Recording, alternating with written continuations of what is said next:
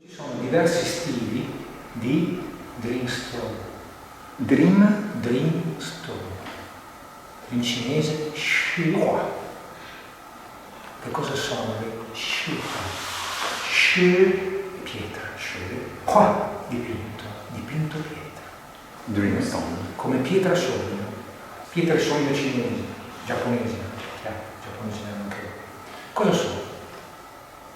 Cosa hanno fatto per secoli questi estremo orientali? Vanno in queste montagne e vedono una parete, una lastra molto bella. E dicono, perché così bello? C'è un boschetto di bambù, c'è il mare in tempesta. Wow, voglio parlare con questo stile lì. C'è quello che si vede al chiarore di luna. Questo lì struggente. Quello che si vede al chiarore di luna, se lo vedete mi da piangere. E cosa fanno? Tagliano la pietra. Poi cosa fanno? La luce. In modo che si veda. Poi cosa fanno? I cinesi. La sera.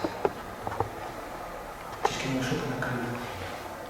E non sempre, perché perde valore la pietra, per farla assomigliare un po' di più all'acqua, al bambù, aggiungono qualcosina.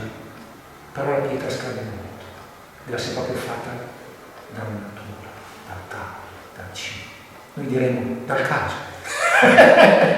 E poi dopo questa pietra la metti come quadro, è fatta dalla natura, tu c'hai aggiunto la poesia, la firma di chi l'ha trovato, di chi per tradizione perché portano il sonno nella veglia.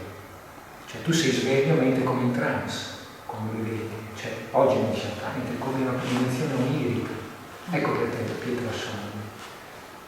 Non solo è importante dormire, ma è importante ricordarci di una dimensione anche nel bianco. L'importanza del sogno anche nella giornata, no? L'importanza di non... anche perché se non hai silenzio tu queste cose non le vedi.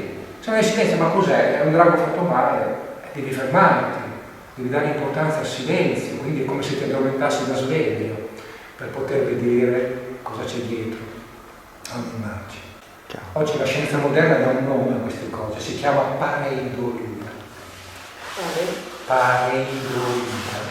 C'è una cosa informe a cui tu dai un ordine.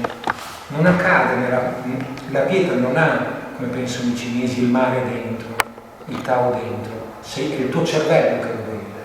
È un modo nostro di minimizzare, no? Capisci cosa voglio dire? Invece la cultura cinese, il C di quella pietra ha veramente la luna dentro, ha veramente l'acqua dentro, ha veramente il boschetto